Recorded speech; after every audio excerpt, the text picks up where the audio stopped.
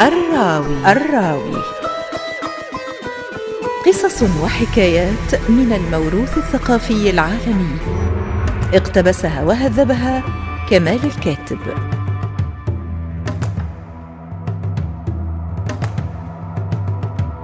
مؤثرات صوتية وإخراج إيمان سليماني. إنتاج إذاعة تونس الثقافية، رمضان 2023. الراوي.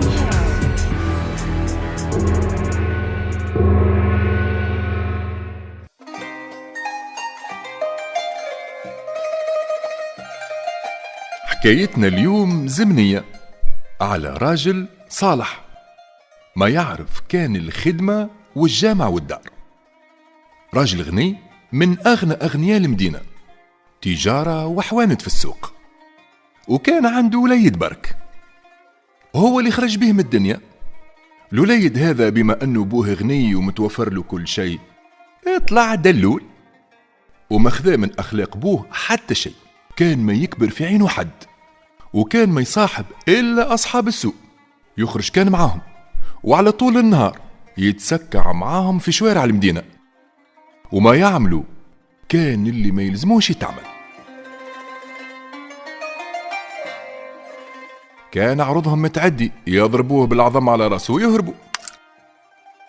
وحتى من البكمة ما سلمتش منهم. القطوس اللي يلقاوه يشدوه من ذيله ويبداو يدوروا فيه تقول مروحة، وهاك القطوس يحط قبب،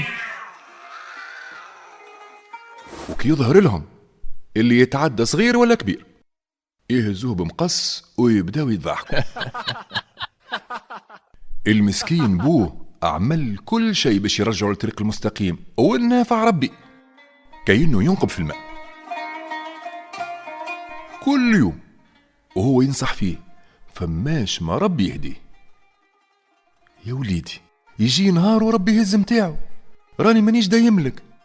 وقتها تو تعرف قداش الدنيا صعيبة، وقداش يلزمك تعمل على ذراعك وتخدم على روحك باش تضمن قوت يومك وتعيش بكرامتك.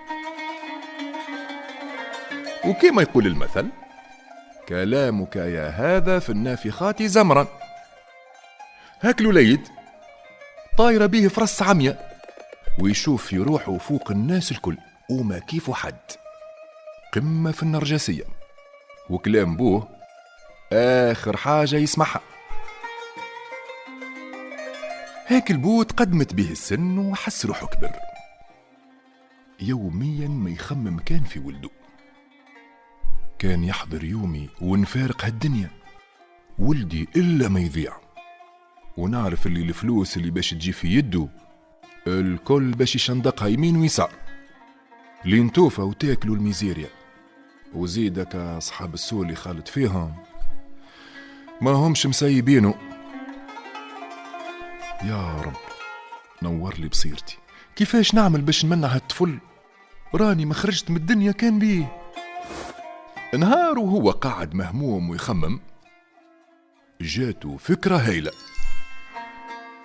مشى شرى طرقة وزنزير وزبس وأدوات أخرى يستعملوها البناية.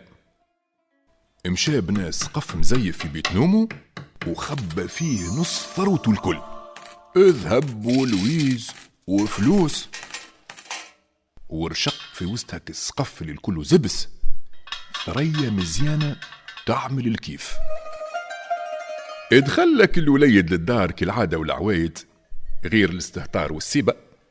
شنوها يا بابا؟ آية مبروك هالثريا، يظهر لي باش ترد لنا الدار متحف. أبوها غزر له وتحسر: يا وليدي هالثريا راني ركبت على خاطرك، موش باش نزين بيها بيتي ولا حتى باش نضوي بيها. بعد منام عيني يجيك نهار يا وليدي وتضربك الحيوت، وعارفك باش تضيع ثروتي الكل. مدامك ماشي على نفس هالطريق وقتها ما ينفعك حد، خصوصك هكا أصحاب السوق اللي دخلت لي فيهم ما تنفعك. كان هالثريا، ايه يا وليدي، ايه هالثريا اللي تضحك عليها هي المركب اللي باش ينجيك. الوليد يسمع في بوه باهت مش فاهم شيء، شنو هو بابا؟ وليت تحكي بالألغاز يا أخي، ثم ثريا تنجي مولاها. وبداك الوليد يحدث في روحه بالشوية. يظهر لي بابا كبر وبدا يضيع في البوصلة، مقعد بمخه في هالدار كان أنا. امشي يا زمان ويجا يا زمان.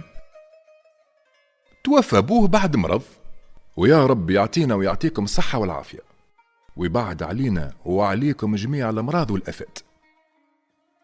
هاك الوليد حتى الدمعة ما هبطتش من عينه على أبوه، بعيد كل البعد كونه يحزن، بالعكس ما زال مكمل في نفس طريق الهملة والسيبة متاع العادة. وزايد باش نقولكم اللي الفلوس اللي خلاها أبوه اصرفها الكل على ملذات الحياة، وبالذات على كأصحاب السوق. الحسيلو عامين برك بعد وفاة والده افلس ومقعد فوقه كان حوايجه. ايش باش يعمل حتى حق ماكله ما عندوش، تفكرش وجاع. قال ما عادش فيها، يلزمني نبيع اللي في الدار الكل، ملا نقعد بلاش فلوس. لمها كالزرابي واثاث الدار وحتى الماعون. الدار خلى فيها كان الحيوت، وهبط بيع كل شيء في السوق. يا حسر على دربوه، كان تقصر على حاله، توا اسقف وقع. وفي بالكم شعمل؟ فلوس البيعة ما هو عاود صرفها الكل كالعادة على أصحاب السوق، وعاودت كلاته لحيوت. دار منا ايش مازال ينجم يبيع. قال نبيع الكلب اللي يعس في الجنينة. وما هو قصتنا الزمنية؟ الناس قبل كانت عندهم عبيد. قال نبيع زعفران ومسعود وفيروس. وهوني نفتحوا قوس صغير، احنا في تونس انهينا الرق نهار 23 جانفي 1846 بوثيقة رسمية اصدرها احمد باشا باي. تونس كانت من الدول السباقة في انهاء الرق. تحبوا تعرفوا شنو صار مع سي وخينا؟ ما لا تبعونا غدوة مع بقية الرواية.